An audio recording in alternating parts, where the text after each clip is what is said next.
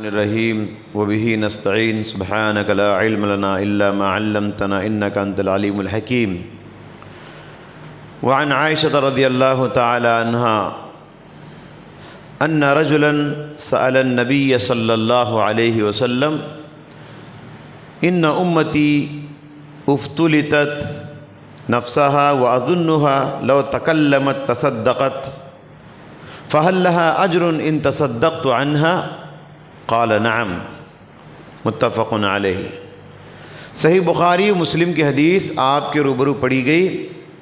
ام المؤمنین صدیقہ بنت الصدیق اماں عائشہ رضی اللہ تعالیٰ عنہا روایت کرتی ہیں کہ پیارے نبی صلی اللہ علیہ وسلم کے پاس ایک آدمی آیا، ایک سوال لے کر آیا اور اس نے کہا، اے اللہ کے رسول، میری ماں اچانک انتقال ہو گئی، اس کی روح اچانک قبض ہو گئی۔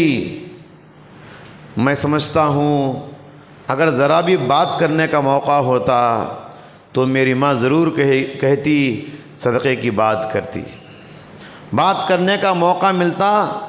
اگر وہ بیمار پڑ کے مرتی یا تو وصیت کرتی یا تو صدقے کی بات کرتی۔ اللہ کے نبی، میرا سوال یہ ہے، کیا اگر میں میری ماں کی طرف سے صدقہ کروں تو ثواب اس کو ملے گا، اجر اسے پہنچے گا؟ تو آپ علیہ السلام نے فرمایا کہ ہاں۔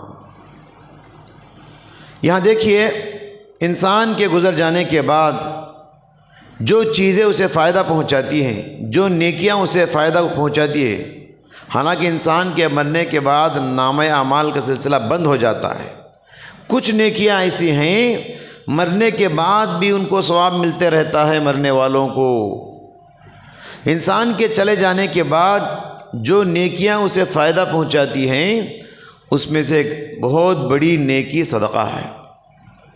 صدقہ انسان کو اس کا اجر ملتا رہتا ہے، مرنے کے بعد بھی اس کا نامہ اعمال کا کھاتہ کھلا رہتا ہے، اس میں نیکیاں لکھی جاتی رہیں گی۔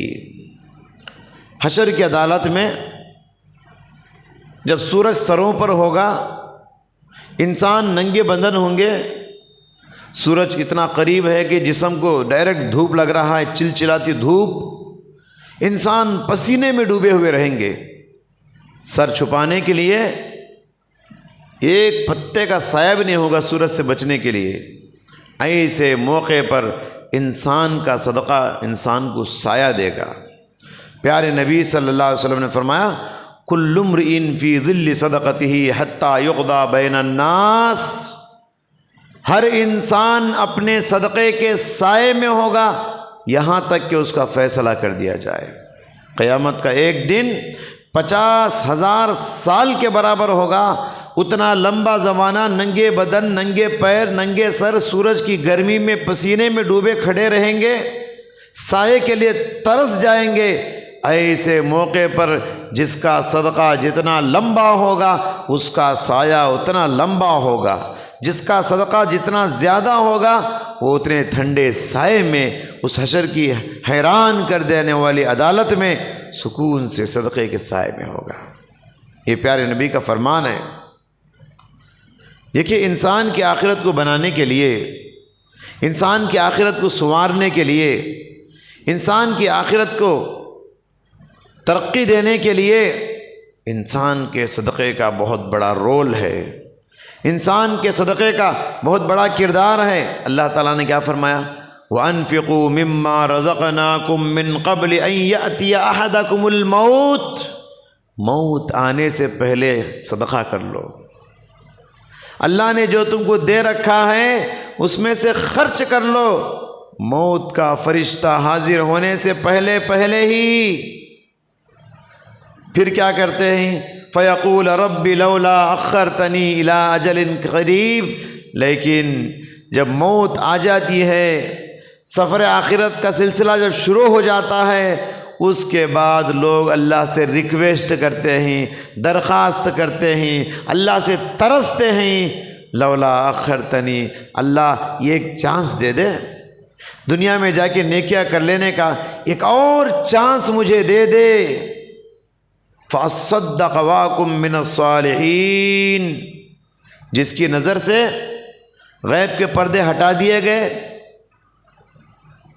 جس کی نظروں سے غیب کے پردے ہٹا دیے گئے، اب وہ عذاب قبر دیکھ رہا ہے، عذاب جہنم کو دیکھ رہا ہے، دیکھنے کے بعد ڈائریکٹ دیکھ رہا ہے، تو اسے اگر کوئی نیکی یاد آتی ہے تو صدقہ، اس وقت کوئی نیکی انسان کو یاد آتی ہے تو صدقہ یاد آتا ہے، کہے گا فَأَصَّدَّقَ وَأَكُن مِّنَ الصَّالِحِينَ، اے اللہ یہ ایک چانس دے دے، میں دنیا میں جا کر صدقہ کر کے نیک بن کے آؤں گا۔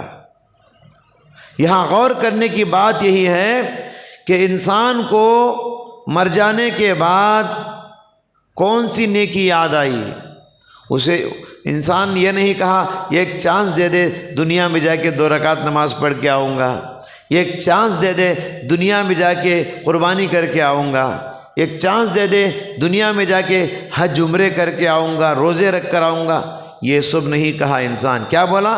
فَأَصَّدَّقَ، ایک چانس دے دے دنیا میں جا کے صدقہ کر کے آؤں گا۔ یہاں آپ صدقے کی اہمیت کو غور کر سکتے ہیں، انسان صدقے کو یاد کرے گا آخرت میں جا کے۔ دیکھیے 2 باتیں ہمیشہ ہم کو یاد رکھنی ہے۔ سب سے پہلی بات یہ ہے، انسان کو زندگی میں ہی اپنے ہاتھ سے صدقہ کر لینا چاہیے۔ بڑے معذرت کے ساتھ میں کہتا ہوں، کیونکہ انسان بہت کماتا ہے، کروڑوں کی جائیداد، صدقہ کرتا نہیں ہے، سب چھوڑ کے چلے جاتا ہے، اس امید کے ساتھ میری اولاد کرے گی۔ ایسے خواب آپ مت دیکھیے، سب کی اولاد ویسی نہیں ہوتی۔ انسان کروڑوں کی جائیداد چھوڑ کے جاتا ہے نا، اولاد آپس میں لڑ لیتے ہیں جائیداد کو کھانے کے لیے، بانٹنے کے لیے۔ بہت کم اولاد ملیں گے آپ کو ماں باپ کے نام سے روزانہ خیرات کرتے ہو، ماں باپ کے نام سے صدقے جاریہ کرتے ہو، ماں باپ کے نام سے اپنا ہاتھ کھولتے ہو، مٹھی کھولتے ہو، بہت کم ملیں گے آپ کو۔ لہٰذا پہلی ذمہ داری ہماری یہ ہے، پہلی بات یہ ہے، ہم کو خود اپنے ہاتھوں سے صدقے جاریہ کر لینا، اور صدقہ خیرات جو بھی کرنا ہے، یتیم خانہ بنانا ہے، مسجد کو دینا ہے، مدرسے کو دینا ہے، بیواؤں کو دینا ہے، کسی کمزور کا بندوبست کرنا ہے، یہ سب آپ اپنے ہاتھ سے کر لیجئے۔ اور دوسری بات یہ ہے کہ تمہارے والدین کمائے بہت، جمائے بہت، لیکن اچانک موت آ گئی ہے، انہوں نے صدقہ کیا یا نہیں کیا پتہ نہیں، لیکن تم اولاد ہونے کی وجہ سے تمہاری ذمہ داری ہے، تم ان کی طرف سے کرنا۔ اولاد ہونے کی وجہ سے تمہاری ذمہ داری بنتی ہے ان کا خیال کرنا مرنے کے بعد۔ دیکھیے کہ جنہوں نے آپ کو اس لائق بنایا، اتنا اونچا درجے کا تعلیم دیا، آج آپ 50,000 جو کما رہے ہیں، 1 لاکھ روپے جو کما رہے ہیں، یہ کس کی محنت ہے؟ تمہارے ماں باپ کی کوشش ہے۔ انہوں نے آپ کو اس قابل بنایا کہ آپ اتنے پیسے کما رہے ہیں، ماہانہ 1,00,000 روپے کما رہے ہیں، مہینے میں 100 روپے ماں باپ کی طرف سے بہت کم لوگ کرتے ہیں، مہینے میں 100 روپے بہت کم لوگ ہیں۔ اللہ کے بعد یاد رکھیے، اللہ کے بعد تمہارے ماں باپ کا احسان ہے تمہارے اوپر، اللہ کے بعد تمہارے ماں باپ کا درجہ ہے تمہارے اوپر، لہٰذا ان کو دفنانے کے بعد، ان کو قبرستان بھیج دینے کے بعد ان کو بھولنا نہیں ہے، 2 کام کرتے رہنا ہے، ایک دعا، دوسرا صدقہ۔ صدقے کی بہت ساری شکلیں ہیں۔ صدقے کی آپ قرآن دے دو مسجد کو، مسجد میں کوئی فیان دے دو، ایک ٹینک بنا دو، ایک وضو خانہ بنا دو، ایک پتھر دے دو، یتیم خانہ بناؤ، مسافر خانہ بناؤ، کسی بیوہ عورت ہے اس کے بچوں کے لیے بندوبست کرو، کچھ بھی کرو۔ دیکھیے ایک صحابی سعد بن عبادہ رضی اللہ تعالیٰ عنہ بیان فرماتے ہیں، کہتے ہیں کہ آپ صلی اللہ علیہ وسلم کے پاس آئے، آ کے مشورہ کرتے ہیں، اے اللہ کے رسول، اے اللہ کے رسول، میری ماں انتقال ہو گئی ہے، کیا میں میری ماں کی طرف سے صدقہ جاریہ کرنا چاہتا ہوں، کیا کروں؟ میں مشورہ لینے کے لیے آیا ہوں، کون سا صدقہ کروں، کیسا صدقہ جاریہ کروں؟ پیارے نبی صلی اللہ علیہ وسلم نے مشورہ دیا، بہترین صدقہ جاریہ ہے پانی کا، ماں کی طرف سے پانی کا انتظام کر دو۔ تو انہوں نے ایک پانی کا کنواں کھود دیا۔ مدینے کے اندر آج بھی یہ پانی کا کنواں سقایت آل سعد کے نام سے مشہور ہے۔ سقایت آل سعد یعنی سعد کے خاندان کا کنواں ہے یہ، ان کے ماں کے نام سے یہ کنواں کھدا دیا۔ یہ کوئی غلط نہیں ہے، کوئی آدمی ماں کے نام سے مسجد بنائے، باپ کے نام سے مسجد بنائے، اگر پیسے ان کی طرف سے ہیں تو کر سکتے ہیں۔ یہ کنواں کھود دیے، ماں کے نام سے لگا دیے، غلط نہیں ہے، سمجھ رہے کیا؟ تو اس طریقے سے تو یہ بہترین صدقے جاریہ اس طرح کے جو بھی ہیں، ایک جھاڑ بھی اگر لگا دیا آپ، جتنے لوگ اس کے پھل کھاتے رہیں گے، پورا تمہارے مرے ہوئے ماں کو، باپ کو، جس کے نام سے آپ کرے ہیں، وہ پورا ان کے لیے ثواب ملتا رہے گا۔ یہ کسی غریب بچے کی شادی کرے، کسی یتیم بچوں کے لیے کتابوں کا انتظام کرے، بیگ کا انتظام کرے، اسکول کے فیس کا انتظام کرے، جو بھی چاہے آپ کر سکتے ہیں۔ بہرحال عام طور پہ یہ دیکھا جاتا ہے کہ گھر والے ماں باپ مر جاتے ہیں تو آخری رسومات ادا کرنے کے بعد سمجھتے ہیں کہ ہم نے ماں باپ کے کفن دفن کا انتظام کر دیا، پورے حقوق ادا کر دیے، اب اس کے بعد بھول گئے۔ کم از کم قبرستان جا کے دعا کرنے والے بھی نہیں، سال میں ایک بار برسی کرتے ہیں۔ کس نے کہا برسی کرنے کے لیے؟ اس کا ثبوت قرآن و حدیث میں نہیں ہے۔ سمجھتے ہیں کہ سال میں ایک مرتبہ کچھ کھلا دیے غریبوں کو، پھر حق ادا کر دیے۔